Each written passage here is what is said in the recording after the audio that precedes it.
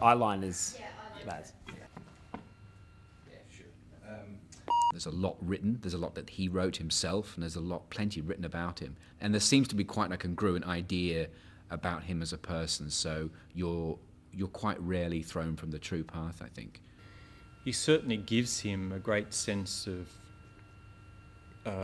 authority, without any doubt, but he also gives him a series of infirmities, some of which are inventions and are not historical at all, kind of a deafness, for example, and so on. So he seems to, on one hand, emphasise the great strength of the character, but also emphasises his physical ailments, which is quite interesting. And a lot of the characters declare their love for him, and you believe them. You're led to believe that they actually do love him, and yet are touched by the hand of fate. Actually, Cassius is he's an Epicurean, and he has a big concern with someone having total control, because that's a tyrant. The thing to grab onto with Brutus is that his motivation is his nobility. Everything that he does is driven by a sense of what is right, and he believes that what he's doing is absolutely right.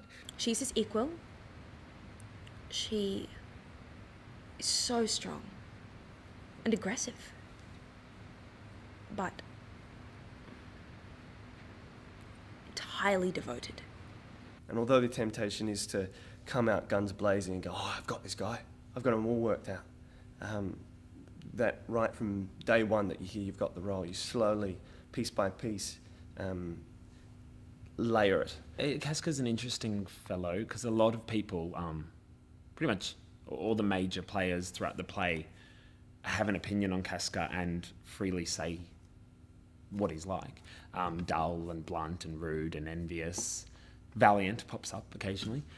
She says right at the beginning of her persuasive speech to Caesar that she doesn't believe in omens, that she's not that kind of woman, But because everything is going on, because there's this kind of crazy weather going on, and there's lions roaming the street, and one's given birth, and, people are walking around on fire apparently, and all of these things are happening. I mean, she's obviously used to him being in danger and all of that, but things are getting really crazy now, But yeah, it worries me what's going on with our weather and our planet, absolutely. But it doesn't make me think necessarily that my partner's going to, be eaten by a shark or something. It's different. I'm different. I'm not that important. I'm not terribly superstitious, no. I do have little mind tricks and games I think a lot of people play with themselves about, if I do this, then this will happen.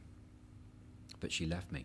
Oh, look, I'm not superstitious, but I'm not one to just, take a mirror off the wall and smash it, or walk under a ladder. No, I can't say I am.